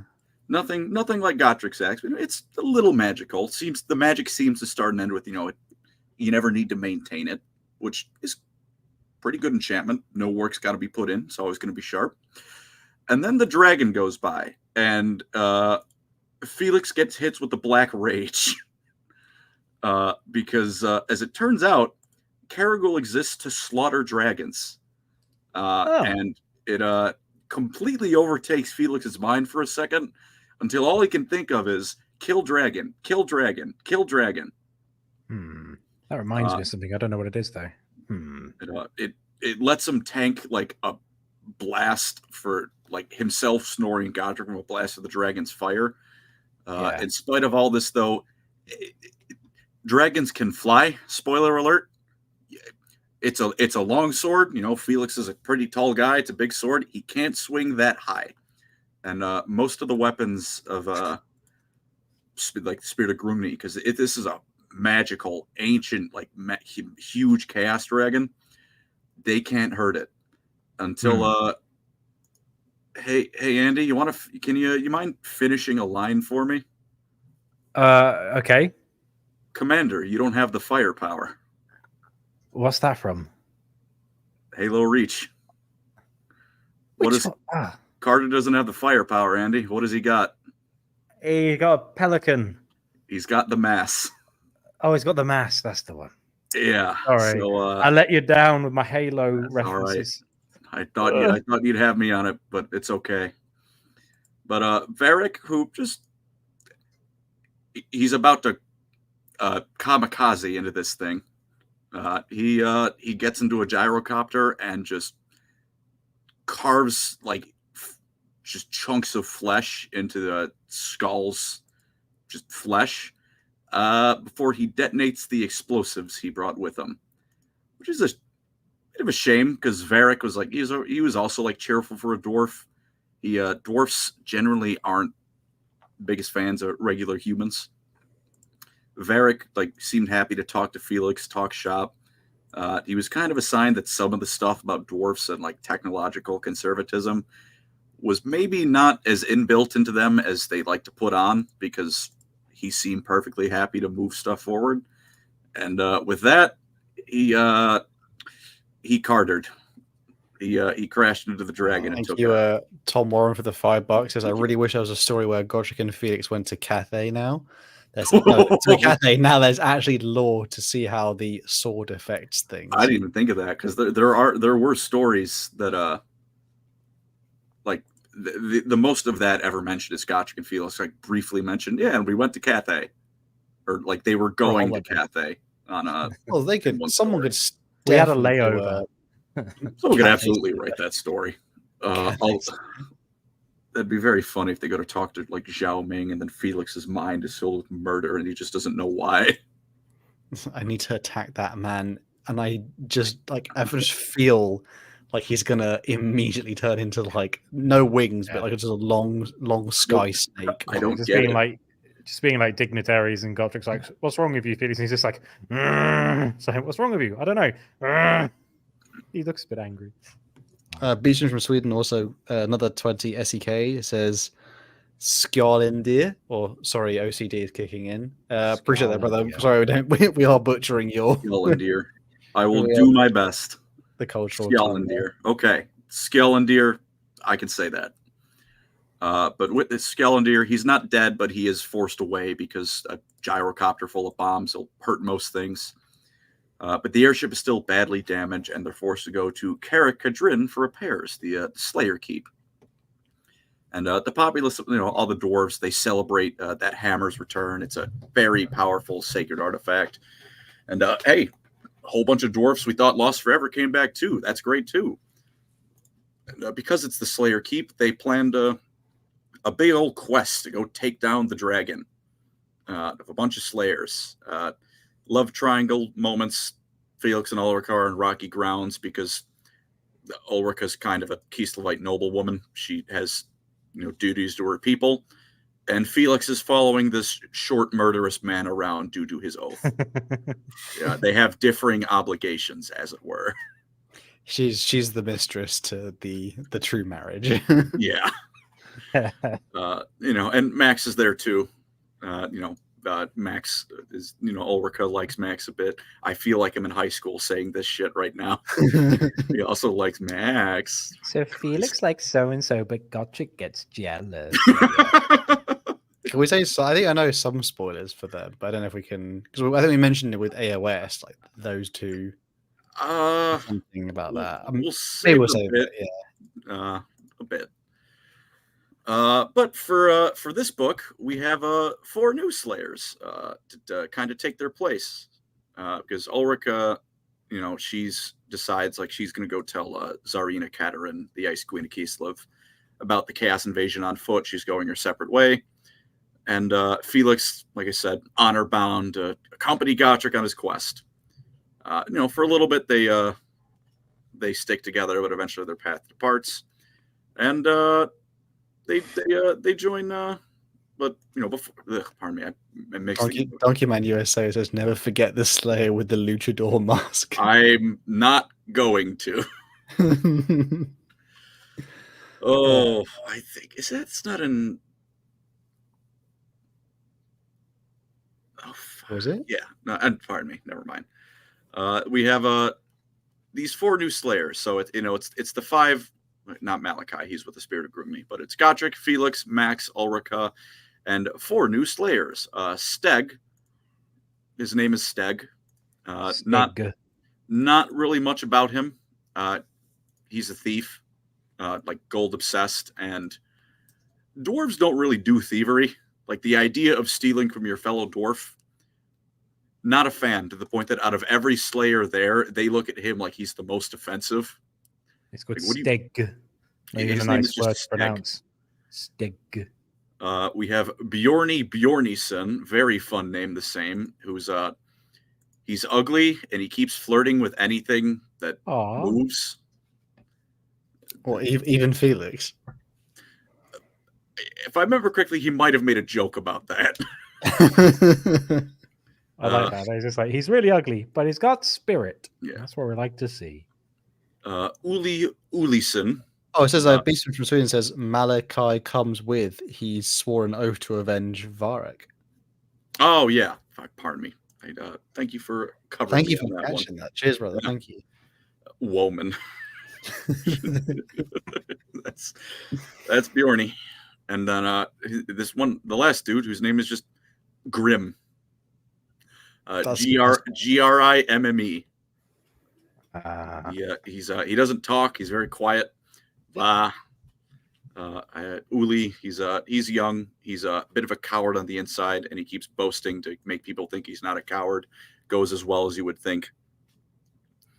And because of the dragon kind of coming here to roost, his awakening has stirred up a whole bunch of orcs in the region, led by a one-off Gotrek and Felix book character named Ugrek Manflayer, who has a cool name, but is a one-off Gotrek and Felix villain. I'm not even going to pretend to all of you that he's not going to die by the end of this book. But, we'll get to that. And pardon me. The group passes through a village named Gelt, no relation to Balthasar. They learn that there's a bandit leader named Heinrich Richter as well, who's been causing problems, and because he's recruited a whole bunch of men whose homes were burned down by the dragon. Oh, so, not Heinrich. Not of all the people you suspect to be a bit of a bad one. Oh, not Heinrich. Pardon me. It's Henrik. I misread the name. Henrik. Slightly less evil. Not much better. They really do just pull the names out of like German filter hat, don't they? War criminals. Yeah. Like Reinhard Heydrich. Like, I wonder if he's going to be a baddie. Yeah. So on the way to, find the dragon, they've got constant bandit attacks. They've got constant orc and goblin warband attacks. And it's just a massive struggle and pain. But thankfully, Malachi McKyson, he's the Slayer engineer. He's made some new banging weapons to take down the dragon. It's everyone's got some fancy weapons, and Max is a very powerful wizard who is, as it turns out, casting fireball or gold fireball very handy. They eventually the orcs realize the group is after the dragon. So Ugrek says he's one of those few orcs that knows basic math and thinking skills. So he's like, we're going to let them fight the dragon, and then we'll kick the hell out of them when they're done. And this is more of a build-up for next book, but it does happen. We're back to Thanquol and Lurk for just a brief moment, everyone. They're still walking across Kislev when they're captured by Chaos Warriors, who take them to the leader of their force named Arik Demonclaw, which is kind of a cool name, as well as his 2 advisors, the sorcerers Loigor Goldenrod and Kelmain Blackstaff. All 3 of those fellas, they're going to be showing up in Gotrek and Felix books later. Just so you know. Thanquol managed to negotiate an alliance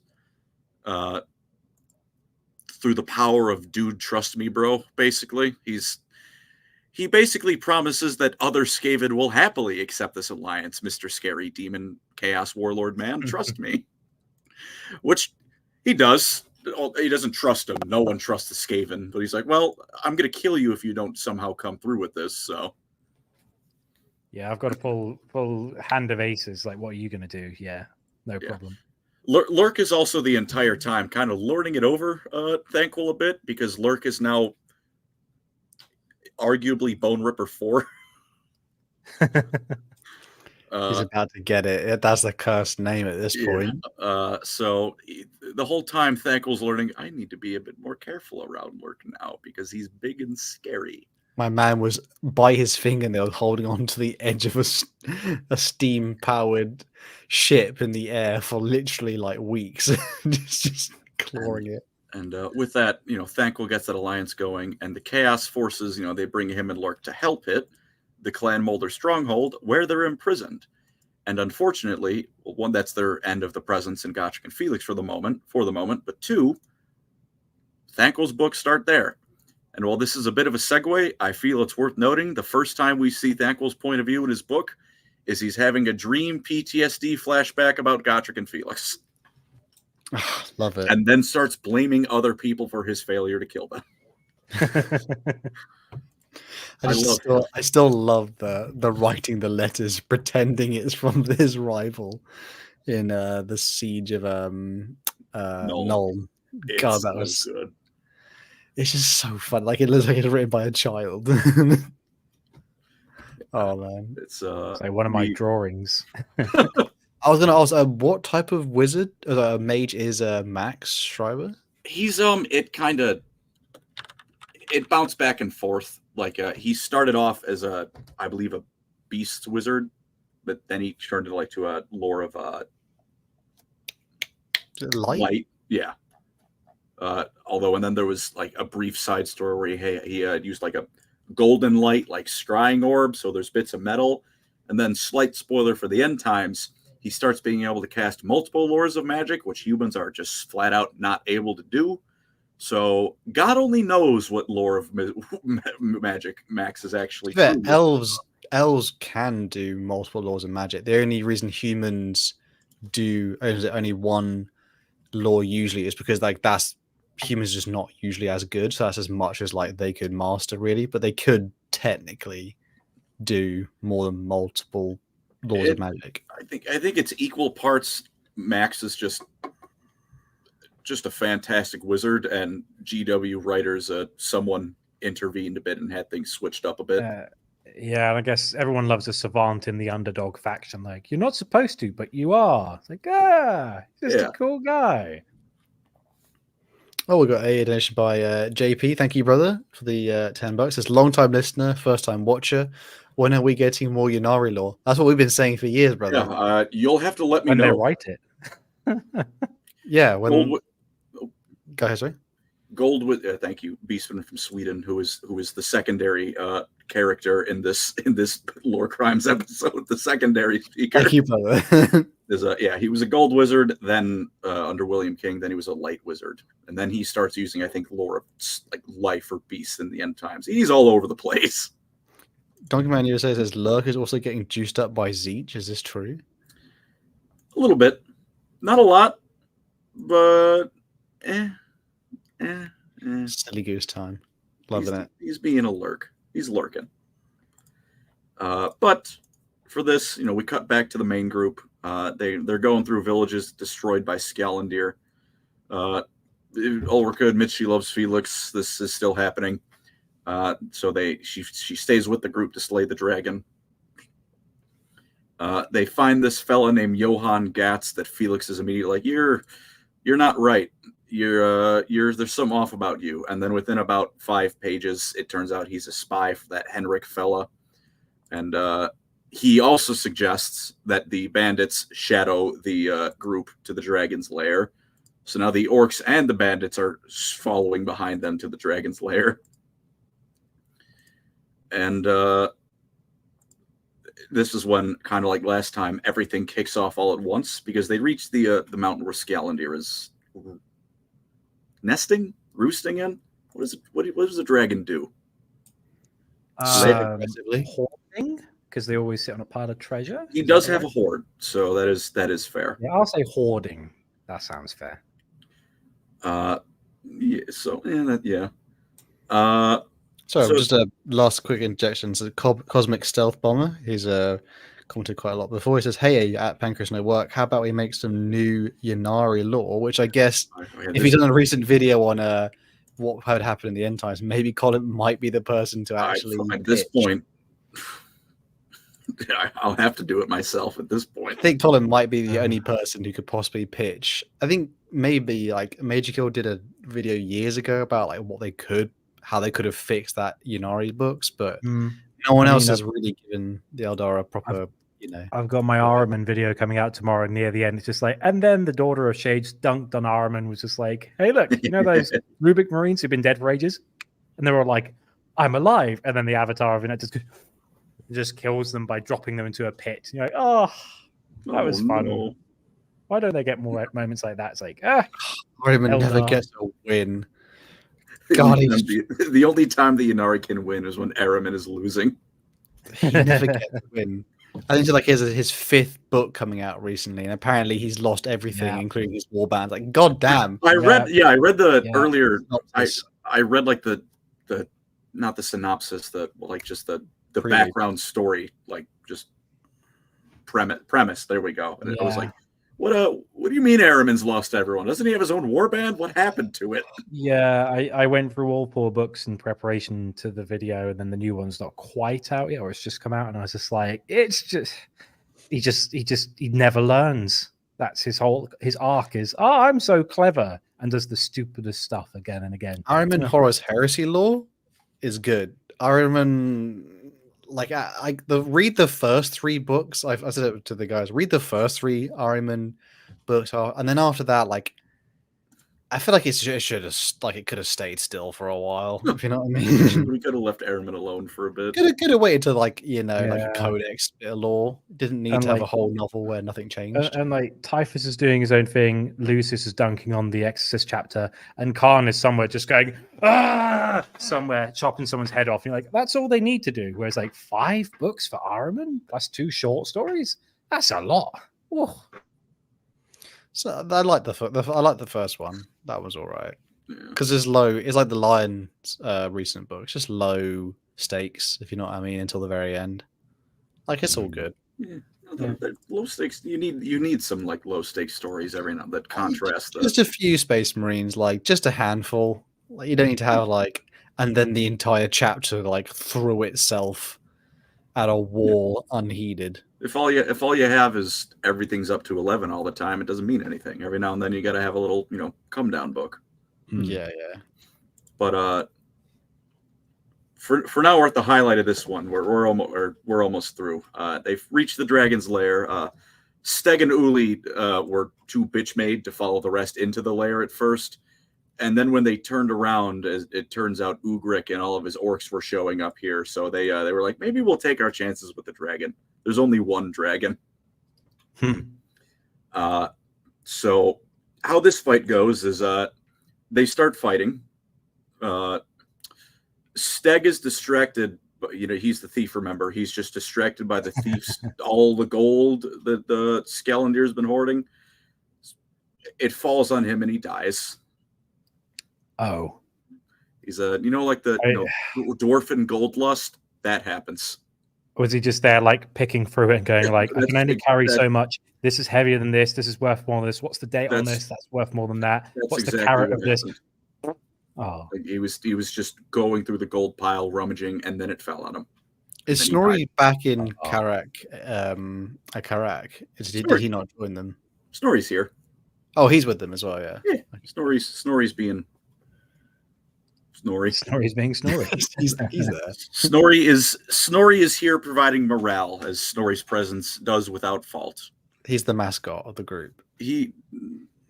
If the mascot could kill a man, yes. The mascot could rip a man in Murderous half mascot. with bare hands. Yeah. And Grim is incinerated. Neat. That's a doom. I That's one felt way to meet a doom. it was a mighty doom. A dragon burned him. Oli and Bjorny were the ones. Bjornsson. Bjornison, yeah, they survived this book, and also were like the two ones kind of with the clear. The author cares about these guys more, so I can't sum it up much. Anything for Steg and Grim, the Slayer who doesn't talk and is grim. But while the party's all fighting, I mentioned Gotrek didn't get the kill. That's because for once Felix kills the big threat of the book. Oh. Caragul, the dragon slaying sword, it empowers Felix. He leaps into the air and just like jackhammers it down through the Scalendir's brain. Damn. He does Drax the Destroyer in, is it Guardians 2? He just goes like, Yeah. yeah. And which is good because Malachi's other plan for the dragon was a whole lot of explosives that probably no one was getting out of. They returned to the surface, and then remember how I said the orcs and bandits both followed the group? They're fighting each other now. I figured, yeah. They're just going at it. Gotrek screams out that the dragon is dead, and the bandits, I think they just kind of piss off, and then the orcs come just rushing in to finish them off. They're like, well, let's get that fight now. I realize I forgot to mention them. Ivan sent 2 bodyguards with Ulrika. They died here. They really weren't important. Aw. Like They were resoundingly unimportant. And they're dead now. And Felix feels bad. Ulrika feels worse. None of the dwarfs seem to give a shit. Gotrek died to the dragon or died to the orcs? Died to the orcs. Oh, so that's they sad. survived the Imagine dragon. surviving the dragon. Yeah, Yeah, the dragons fight. The orcs got him, which has got to be unfortunate. Damn. Bjorny and Felix, they take some bad wounds, but Gotrek kills Ugrek, and the spirit of Grungni shows up, just starts bombing what's left of the bandits and the orcs, blowing them away.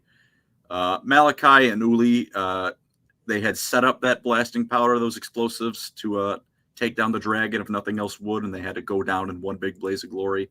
Those accidentally got set off, and all that treasure is buried under the rubble.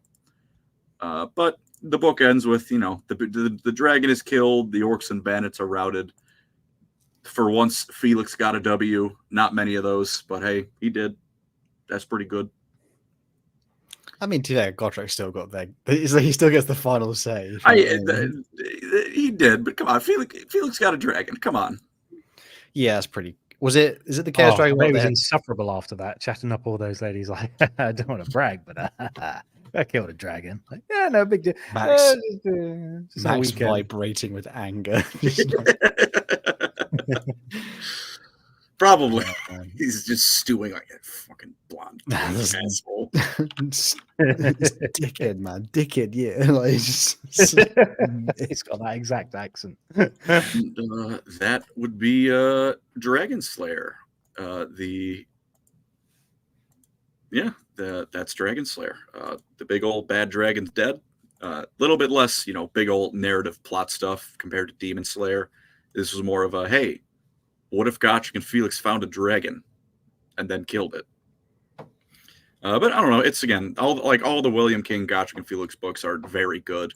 I know I just both out of how I tell these kind of stories and just format, do gloss over a bit, but they're like the dialogue in all these books is pretty phenomenally well written. They're enjoyable. As much as I made fun of fucking Grimm and Steg, they're they're none of the characters like completely unnecessary. Maybe the two Keystone guys were. I really do not care about them. They were. Well, it would have been strange for a noble to not have guards. Yeah, that's probably really the reason. It's like, oh, she's a Keystone noblewoman. She's going to be going out on her own to go meet Tsarina. Let's give her some bodyguards. But they're good books. Yeah. Is this one of the last ones he did for this series then, or did he keep doing some more? William King. Someone said earlier he did 7 of the Gotrek and Felix books. Yeah, because I think the first 2 omnibuses are all him, and if I remember correctly, like the 3rd omnibus is when like it's like it has him and Nathan Long on the cover, and then David Guillermo or Guillermo, I can't remember how to say his last name. I think he took over some of the later ones because he also writes the Gotrek AOS stuff. Yeah.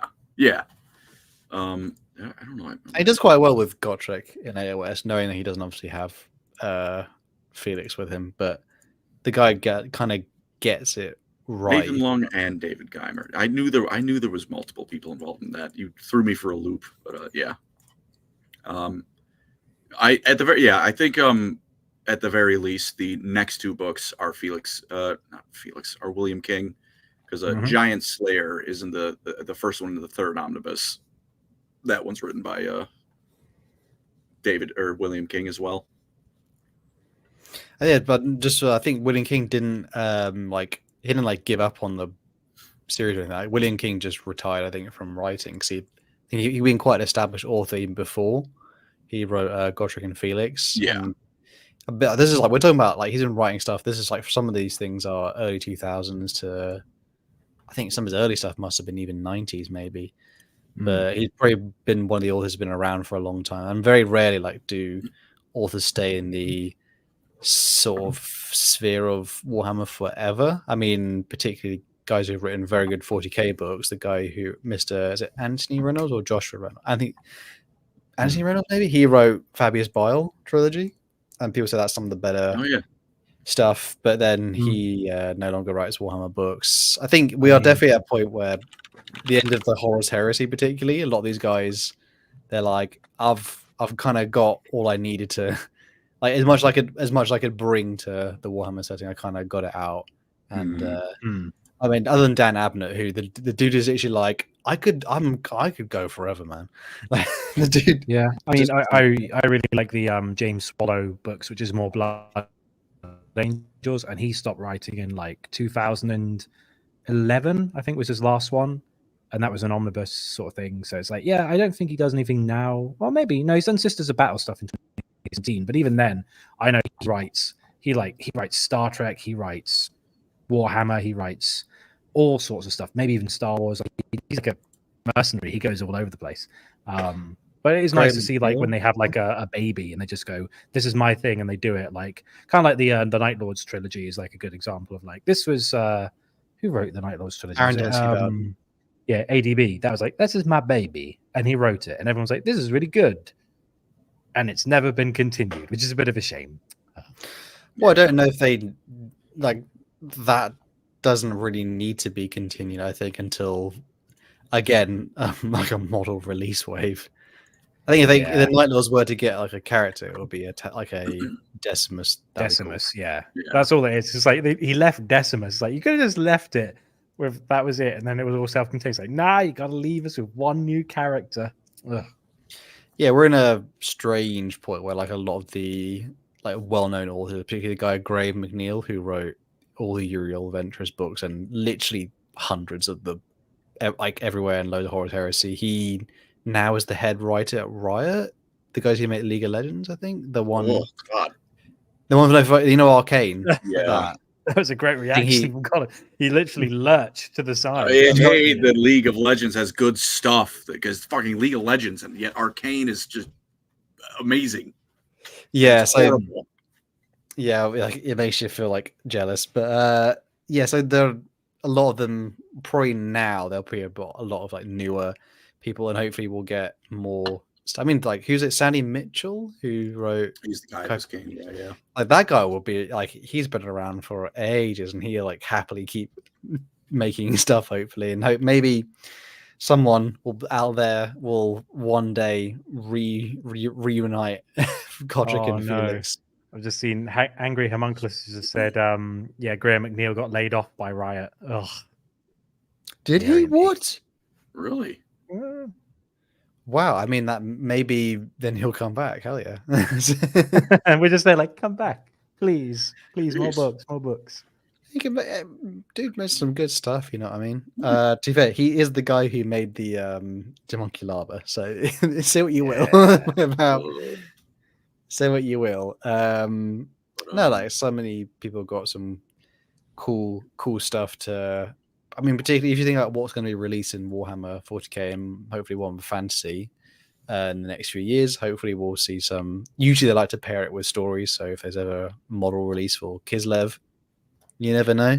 We may get some authors giving it a shot. Is any other bits? Is that any more lore for today, Colin? Was that any other questions? That was about the end point for me, though.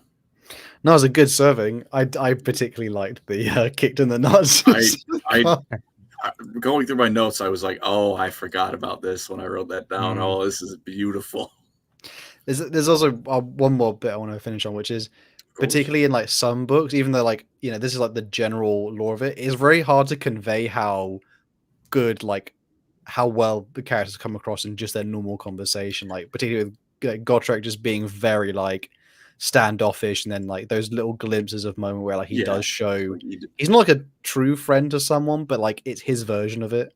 Yeah, and we kind of live for that. And then Felix somewhat being a, you know, the Felix on the outside versus the Felix on the inside, a little bit more insecure and a bit more sort of unsure of himself.